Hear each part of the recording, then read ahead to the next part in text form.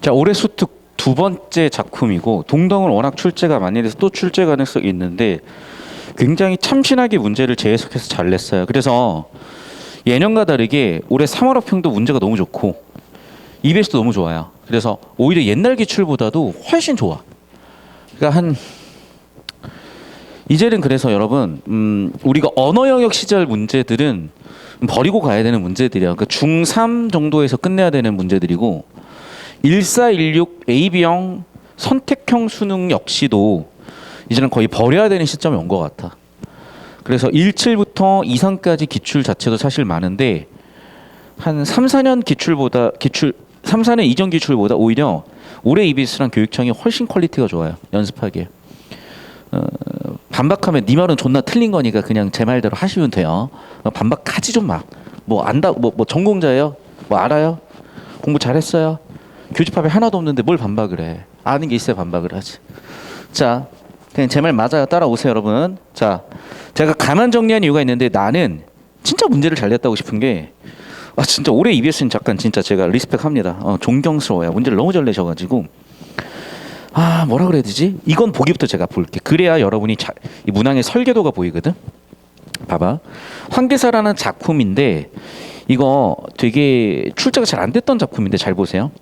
대중적으로 크게 인기를 얻었다. 잘 들어. 이게 뭐냐면 유통론이야. 우리가 표현론, 현실 모방론, 뭐 수용론 이런 거 다 배웠잖아요. 작품의 감상 관점을 해가지고.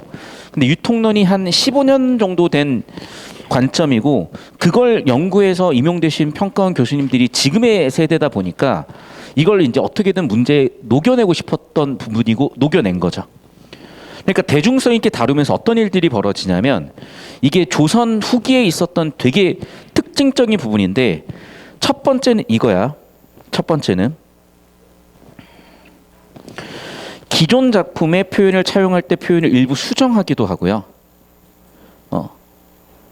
원래 담고 있던 주제 정서가 유지 또는 변하기도 하는 거야.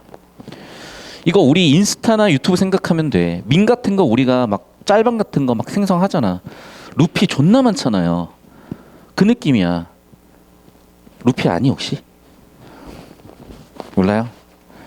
그 누가 카톡 부사 딱 해놓고 뭐예요라고 물어보니까 나랑 닮아서 해놨대. 그래서 내가 뭐가 닮았지 했었는데 뭐야 닮았니 혹시 나랑?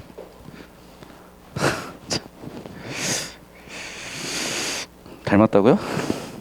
아무튼 요런 거지 이제 예를 들면 원래 루피가 갑자기 안경을 요런 걸 하나를 쓰고 있고 루피가 성별이 남자니? 여자 아니야? 아무튼 갑자기 성별도 바뀌었어요.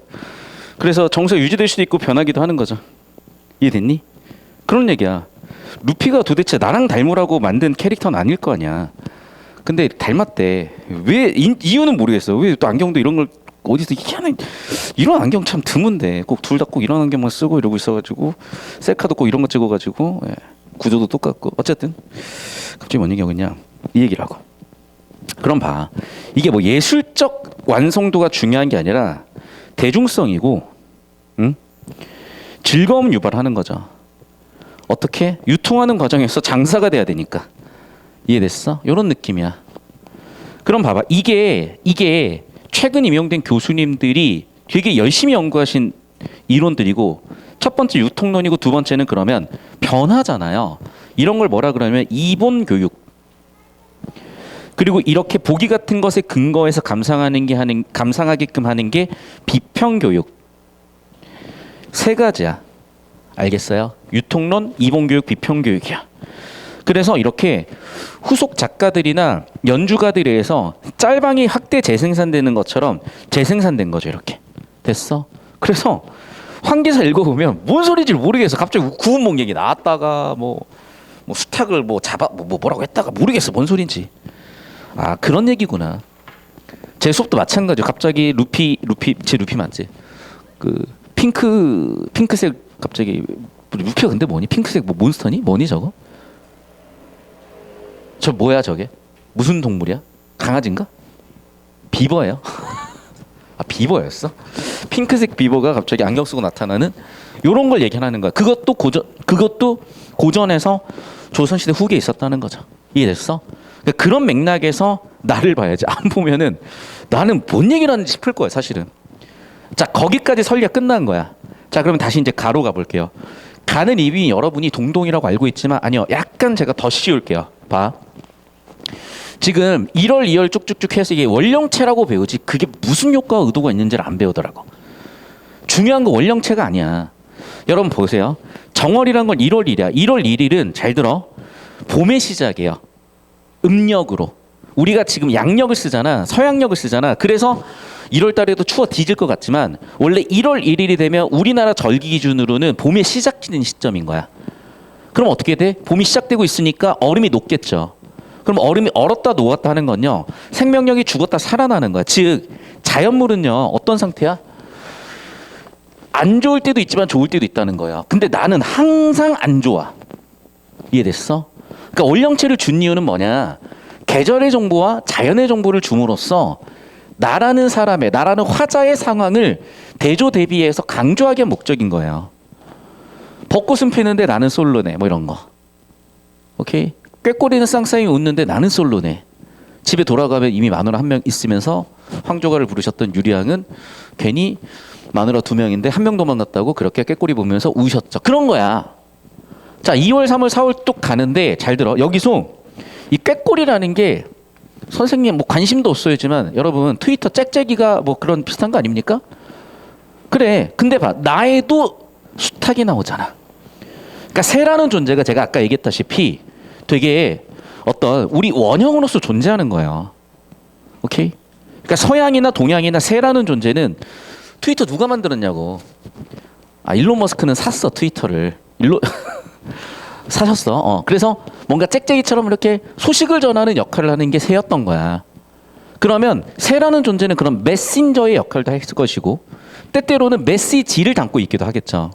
그게 가나에 공통적으로 나왔으니까 꾀꼬리 새를 나와 엮어가지고 문항 설계에서 만든 문제가 또 있는 거죠. 이렇게. 그러니까 이렇게 지금 설계가 돼 있는 거라니까. 자, 그래서 이런 배경을 가지고 이제 바로 문제로 들어갈게요. 그러면 이제 내가 하는 얘기들이 들릴 거야, 보일 거야. 잘 봐, 여러분. 자, 시상전개라고 하면 제가 개념어라고 되게 중요하지 않게 말씀을 드렸는데, 자, 시상전개는 막 바꿔 얘기하면은 정보의 구조를 의미하는 거예요. 그러니까 내가 왜 얘를 자꾸 여러분한테 지금까지 해왔던 방식으로 설명을 드렸냐면, 여러분 자꾸 어떻게 가냐면 이걸 정보 구조라고 해석을 하는 게 아니라 직유법 어디 있어? 은유법 어디 있어? 이러고 있는 거야. 단어 찾기 시험으로 바뀌었다니까. 그게 아니야. 직유도 뭐야? 비유라는 정보 구조인 거야. 매개원이 같이 인양 인듯이 있는. 은유는 뭐야? A는 B다 같은 정보 구조인 거야, 여러분. 그러니까 개념어를 구조 차원에서 해석을 하자고요. 그럼 봐. 이 글의 정보 구조가 시간의 흐름의 정보 구조를 갖고 있느냐, 공간 이동에 따른 정보 구조를 갖고 있느냐죠. 당연히 원령체니까 시간의 흐름 맞아. 이건 잘 모르겠어. 뭐하러 들어가요? 이런 개념어에서 정답될 확률이 13% 미만인데 그럼 저는 1번은 스킵할 거예요. 항상 얘기하죠. 문학, 독서 공통으로 주제 플러스 구조라고. 그러면 일단 구조적으로 1번에서 물어보지만 구조에서 물어볼 확률은 개념어에서 물어볼 확률이 10% 미만이었던 거고 주제에 집중을 해볼게. 자, 그럼 봐봐. 주제 언어 메시지는 화자의 내면 심리죠. 그쵸? 그럼 기본적으로 화자와 청자의 관계 중요하다 그랬었죠. 아까도 그랬지만. 근데 뭐야? 가와 나의 비교 대조를 해봤을 때, 구조처리를 해봤을 때 화자 청자의 관계가 약간 양상이 다르다는 거야. 그렇죠. 잘 봐. 그 부분만 떼서 봐볼게. 즉 이제 아까 두 번째 개념은 시의 소통 구조입니다. 시 소통 구조라는 개념 틀로 봤을 때 가에서 화자와 청자, 선생님 문 좀 닫아주세요. 나에서 화자, 청자, 약간 양상이 달라요. 보시면 알겠지만. 잘 봐. 가의 화자는 당연히 그냥 화자야. 자, 상황을 보면 뭐예요? 남겨진 여성 화자? 잘 모르겠어. 어쨌든 얘는 뭐예요? 그러면 지금 약간 혼자 있는 상황인 거야. 청자는 님이죠. 자, 나의 화자도 마찬가지로 얘도 지금 혼자 있는 상황이야. 그리고 청자는 님이야. 근데 여기 차이점이 있어요. 봐. 지금 둘의 상황은 어떤 상황이냐면 둘 다 공통적 상황이야. 화자의 상황은 둘 다 청자인 님과 단절된 상황이에요. 단절된 상황이야. 그럼 단절이라는 문제 상황에 대해서 어떻게 반응하고 있는지 보면 얘는 그걸 혼자 낑낑거리고 있는 게 아니라 제3자한테 얘기하고 있거든. 청자가 한 명 더 있어요. 보시면 알겠지만. 그래서 내가 얘기했지. 시소통 구조, 화자, 청자 구조 잡는 게 일단 핵심이다. 화자 청자 구조 잡았더니 가와 나가 구조가 다르죠. 뭐가 있는 거야? 제3자가 청자로 세팅된 거야. 여기를 보시면 알겠지만 청자는 님이야. 또는 독백이야. 그런데 나를 보시면 알겠지만 봐. 화자 청자 정보 세팅을 해보니까 어디 보이니? 그렇죠. 아해야 말드소, 아해야 말드소, 아해야 말드소, 아해야 말드소. 후렴으로 4번을 때려 박아놨잖아. 됐니? 봐. 1조. 하루 아침에 난군 이별 후에. 그러니까 자고 일어났더니 없는 거야. 그럼 봐. 이별이라는 상황 왔죠? 소식이 돈절한 상황이죠? 자네 일정 못 오던가. 여기 자네가 누굴까? 아마 난군을 부른 것 같아요. 저는. 왜? 자기가 오르길 바라는 사람이니까. 그럼 여기에 일단 1차 청자는 누구니? 얘죠. 그럼 둘 사이에 내 감정이 원인했던 건 자네지만 전혀 상관없는 제3자가 청자잖아. 이 아해, 이 아해, 이 아해, 이 아해. 됐어? 당연히 그래서 그러네. 화자 청자의 양상이 나에서는 가와 다르게 인과 화자 사이의 관계 플러스 제3인물 이 아해라는 표현을 통해서 청자와 단절 상황에서 답답하니까 여기다가 하소연하는 거겠죠. 라고 잡아주셨다면 그냥 2번 정답으로 바로 특정 끝. 이걸 발췌독으로 자꾸 간다는 건요. 그러니까 자꾸 어떤 느낌이냐면 고3 수준, 수능 수준의 문제가 고1, 2 애들도 풀 수는 있는데 난이도가 생기고 풀이 과정과 사고 과정이 복잡해지면 그 방법을 쓰는 게 맞죠. 그러니까 근해 공식을 유도할 수 있으면 하면 좋지만 공식 쓰면 뭐 3초면 되는 걸 뭐하러 유도해서 3분이 걸리냐는 거야. 이해됐어? 그러니까 여러분이 수준에 맞는 학습과 상황에 맞는 학습을 하셔야 되는데 자꾸 내용 일치로 가려고 하더라. 공식을 안 외우고 자꾸 유도만 하려고 하더라. 시험장에서 시간이 부족한데 공식 외워서 처리하시면 됩니다. 자, 두 번째 볼게. 내가 아까 얘기했었던 둘 다 새죠. 여기는 꾀꼬리야. 나는 누구야? 수탉이야. 됐니? 어떤 차이가 있냐는 거예요 지금. 어떤 차이가. 그런데 얘는 의도한 것 같긴 한데요. 3번 보기를 먼저 보는 게 좀 도움이 됐을 것 같아요. 오케이? 왜냐면 봐봐. 지금 3번을 제가 먼저 풀어보고 갈게요. 일단은 얘도 지금 어떻게 설계를 한 거냐면 1번에서 이어지는 설계야. 1번에서는 화자와 청자 잡는 게 되게 중요했죠. 그래서 여기도 보시면 알겠지만 화자 청자 워딩이 그대로 박혀 있어.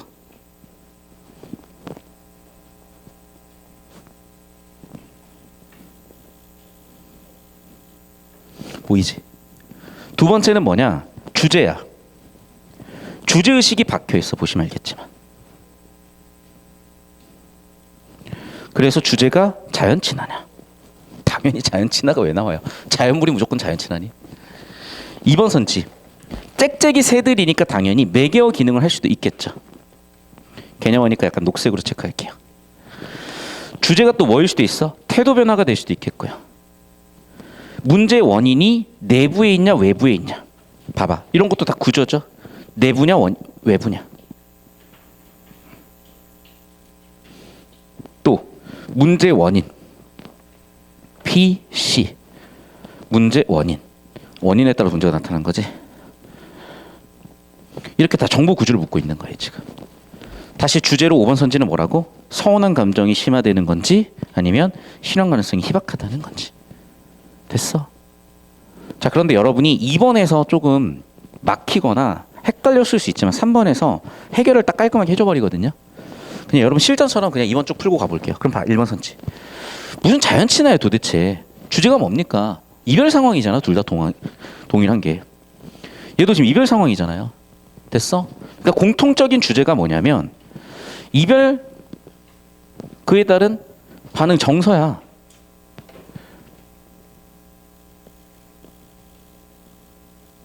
이별 상황 얘기하는데 무슨 자연 친하냐고 도대체. 터무니없는 얘기죠. 그런데 선생님 새랑 얘기 나누고 새를 통해서 소통받고 있으면 자연 친화 아니야? 맞지? 일부 왜 틀렸어요? 제발 좀 이제 그런 얘기 좀 그만하라는 거야. 왜? 그걸 논리적 OX로 일반 선지만 OX 하는 문제로 구성됐다면 그거는 O야. 그런데 얘는 뭐라고? 가장 적절한 거, 확률적으로 가장 적절한 걸 찾으라 그랬잖아요. 그럼 확률적으로 가장 적절한 걸 찾아야지. 이게 지금 연역법에 의해서 모든 정보가 충분히 주어진 상태에서 명명백백하게 참 거짓을 판별할 수 있는 명제가 아니잖아. 왜 자꾸 명제 판단 논리 문제로 착각을 하냐고. 이미 국어시험으로 이름 바꾼 지가 20년 다 돼가는데 20년? 10년 다 돼갔구나. 2번 선지 봐. 자, 매개치 기능을 한다? 여러분이 개념을 얼핏 보고 발췌독하면 그렇게 보이죠. 그런데 잘 들어. 이제 기억과 니은이라고 정보를 싹 다 좁혀놨잖아. 벌써 여러분 한 500단어 가까이 되는 500단어 넘겠다. 전체 지문을 하면 전체 문제를 보면은 600단어가 넘는 상황이야. 언제 다 처리해? 근데 아예 좁혔잖아. 꾀꼬리야 수탉이라고. 그러면 여러분 좁혀서 보셔야죠. 잘 봐. 지금 꾀꼬리는 왜 세팅이 된 거예요? 꾀꼬리는요 오는 거야. 녹사님은 잊고 있는 거야. 대조죠. 즉 자연물은 오는데 님은 안 온다니까. 얘는 재회를 하지만 얘는 재회를 못하는 거라고요. 즉 나의 상황을 강조하기 위한 대조의 의도로서 꾀꼬리가 세팅된 거죠. 4월이 되면 자연은 돌아오는데 왜 너는 안 오냐야. 내 처지가 더 강조가 된다고. 자, 다 못소리야. 그럼 나도 못소리인 게 뭐가 문제야. 다 못생겨, 죄송해요. 다 예뻐. 그럼 내가 예쁜 것도 당연한 거지. 근데 다 잘생겼는데 나만 이렇게 생겨봐. 뭐 정말 좀 살기 쉽지 않겠어요? 그런 거라고. 자연은 다 돌아오는데 나만 안 돌아와. 남들 다 손잡고 벚꽃놀이로 올라가는데 나만 혼자야. 안 가는 것만 못하죠. 그거야. 그런데 봐 얘는. 병풍에 그린 황계. 내가 잡으라 그랬지 문장 구조를. 병풍에 그려져 있는 황색 수탉이야. 주어 서브젝트가 두 나래를 둥덩 쳤대요. 봐. 그림에 그려진 애들이 어떻게 날개를 치니? 가능 불가능? 불가능이죠 결국. 됐어? 그래서 어떻게? 짧은 목을 이렇게 빼가지고 꽃기요라고 부르면 그때 오실 건가요? 온다 안 온다? 안 오지. 여러분 병풍에 그린 한계가 어떻게 꽃기요라고 합니까? 불가능한 상황을 가정했잖아. 님은 온다 안 온다? 안 온다라니까 결론은. 거의 체념이에요. 여기에 반응은. 이해됐어? 그럼 봐 다르죠. 여긴 뭐야? 나만 솔로야. 이해돼? 대조로서 강조를 한 거고 여기는 뭐야? 불가능한 거야. 체념이라니까. 그러니까 정답이 5번이죠. 왜? 여기에 구조는 대조를 통한 강조예요. 여기는 그래 불가능을 통한 체념이라고. 그러니까 정답은 설계가 된 거지. 문제 얼마나 잘 냈어요. 깜깜하게. 이런 구조 처리를 해서 이렇게 선지로 표현된, 즉 우리 교과서 학습 활동이 이렇게 선지로 구성되고 있다니 이 느낌을 잡아주셔야만 하는 거야. 자, 이제 3번은 제가 방금 설명한 부분에 이제 덧붙여서 볼 건데, 도대체가 나가 왜 저렇게 이상한 소리를 갑자기 구목 나왔다가 막 갑자기 수탉 얘기 나왔다가 왜 그런지 봤더니 이유가 되죠. 왜? 이런 거야. 우리가 공연을 해도 생판 모르는 노래 보고 부르고 있으면 누가 봐요. 근데 듣고 있는데 내가 겁나 웃겼었던 막 밈이 막 들어가 있는, 아니면 내가 겁나 웃겼었던 뭔가 패러디를 한다든지 드립을 친다든지 하면 뭘 알아야 웃지. 설명이 필요한 개그는 실패한 개그라고. 설명이 불필요하려면 여러분이 다들 알고 있는 드립을 쳐야 될 거 아니야. 그러니까 옛날 사람들은 구운목 얘기를 다 알고 있는 거야. 그림 속의 황계 얘기를 다들 알고 있는 거라고요. 그래서 뭐가 나오는 거야? 자, 봐.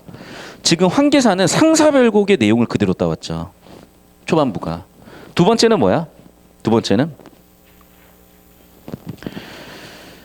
구운몽 얘기도 따왔죠. 우리가 알고 있는. 세 번째는 뭐야?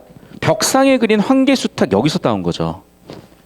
이해됐어? 그러니까 일종의 패러디고 일종의 밈이 재구성되고 있는 거라고. 자, 그래서 1번 선지 볼게요. 일조 난군 이별 후에 소식도차 돈절하에는 화자가 처한 상황을 제시하기에 상사별표를 차용하는 것을 볼 수 있겠고, 내가 항상 얘기했다. 보기 유형 중에 이렇게 지문과 보기를 연결짓는 유형은 1번 선지에서 너희 보기와 지문에 대한 이해를 했니?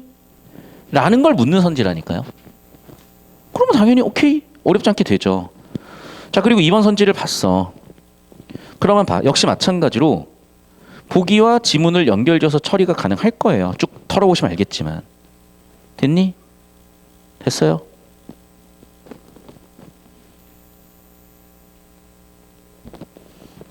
자, 근데 봐.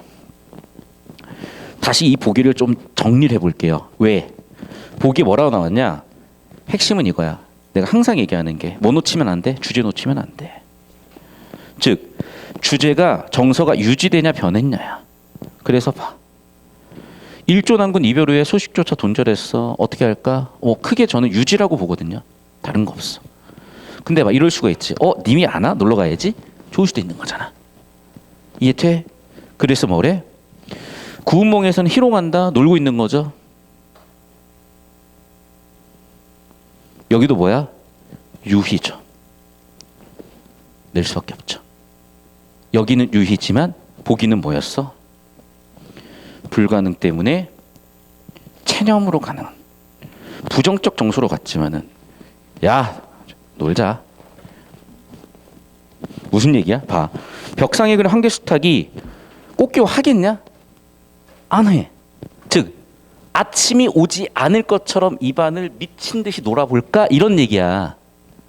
알겠어? 우리 한번 뒤지게 놀자야 진짜. 싸이 흠뻑쇼야. 싸이 흠뻑쇼. 싸이 흠뻑쇼 가면 여러분 안 끝나요. 안 끝난다고 진짜. 안 끝나. 원래 뭐 6시 시작해서 10시로 끝나기로 했는데 앵콜이 한 30번 해. 안 끝나. 안 끝나. 계속이야. 이해됐어? 그 얘기야. 그러면 당연히 이게 지금 주제 정서가 대조적이잖아요.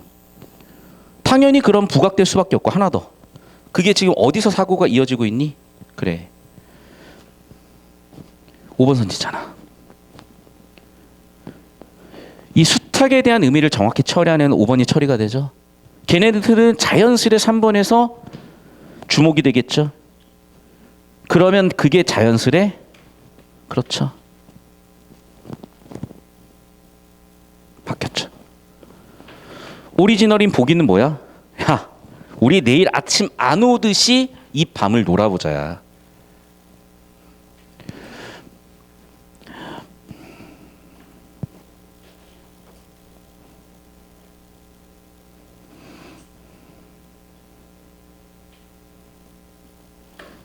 반면에 지문은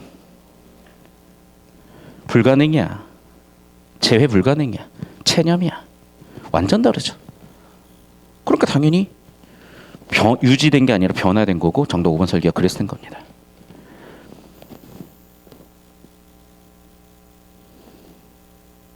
됐어 여기까지 얘들아. 자 그럼 봐. 문항이 벌써 가나의 공통적인 비교 대조 포인트를 잡아서 1번 문제를 냈고 2, 3번은 지금 사실은 병풍에 그린 한 개의 초점을 뒀으니까 나로 지금 원사이드에 갔으면은 이제 4번은 다시 또 가로올 차례이긴 하거든요. 자, 근데 일단 볼게. 자, 임을 향한 사랑과 이별에서 비롯한 슬픔, 즉 상황, 반응이라는 측면에서는 공통된 공통감, 집단무의식, 공식을 갖고 있다는 거예요. 그러나 차이점이 있죠. 어떤 차이가 있을까? 봐, 이것도 이어지는 거지 지금. 보기와 지문을 비교 대조하는 것처럼 여기도 주제, 정서에서 비교 대조하고 있는 거잖아. 그럼 어떻게 되냐? 가는요. 결핍, 원망, 예찬, 사랑 같은 키워드야. 나는요. 원망이 주야. 그리고 뭐라고? 너희 새끼 잘못이라고 했대요. 됐어? 또 뭐도 있어? 그리움도 있대요. 여기까지 이해됐니? 결국에는 상황 반응이라는 공식에 따라서 얘를 처리할 필요가 있었던 거고, 가의 상황 반응을 다시 한번 봅시다. 어디가 특이하죠? 20초 드립니다. 필기하시고 찾으세요. 아까랑 같아. 자, 봐봐. 아까 첫 번째 지문도 기억나죠? 공무도화가를 보면은 가 공무도화가면 님이 없는 상태에서의 독백체잖아. 얘도 그런 게 어디 하나 있어요. 어디 있어?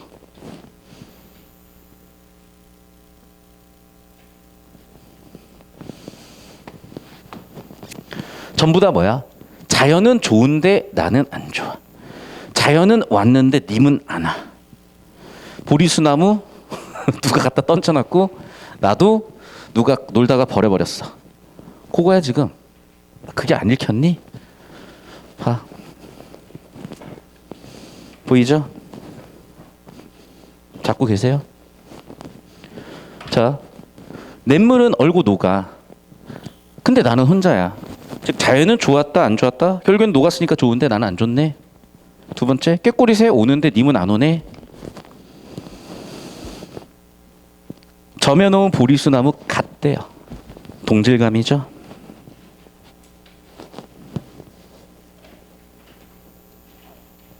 즉 전개 방식에 있어서 자연과 나를 계속 대조 포인트 잡고 가고 있는데 얘만 지금 공통점 포인트잖아.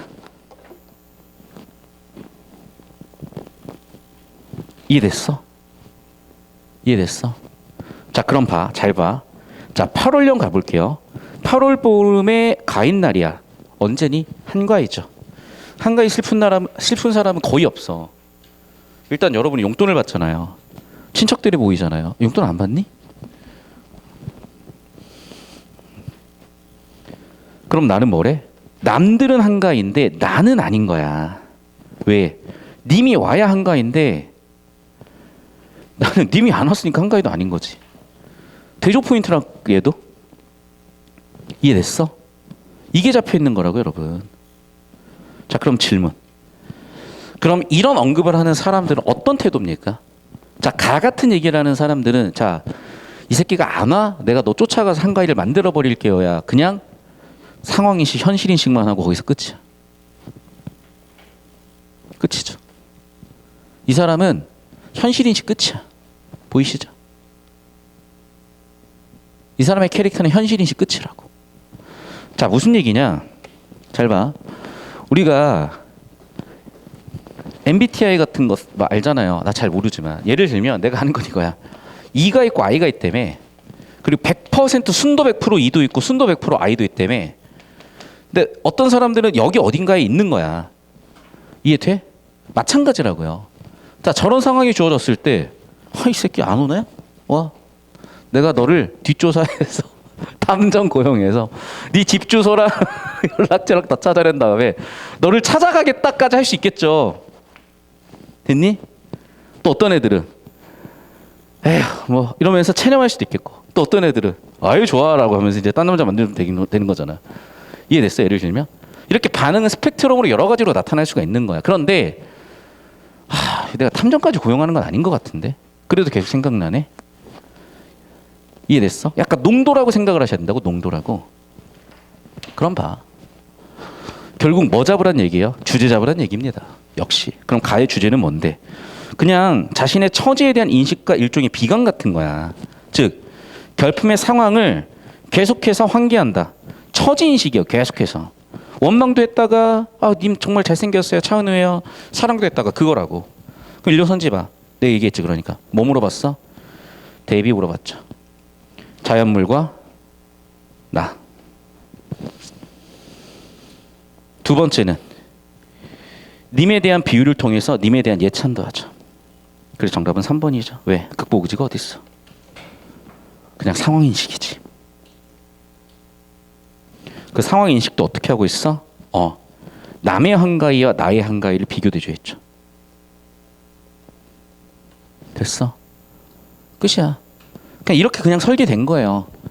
그러니까 그러니까 주제구조 딱딱딱 연습 잡으면 그냥 답이 딱딱딱 보이는 이런 느낌인데 이걸 자꾸 이제 여러분이 발췌도로만 가져가든지 아니면 제가 저번까지 수업을 했듯이 자꾸 이제 흘러가듯이 얘기하니까 뭔가 여러분이 자세가 좀 흐릿한 흐느적거리는 느낌이어서 앞으로 저렇게 딱 부러지게 딱딱 끊어서 정리를 해드릴게. 이걸 딱 20지문만 해봐. 그럼 문학이 확 바뀔 거야. 오케이?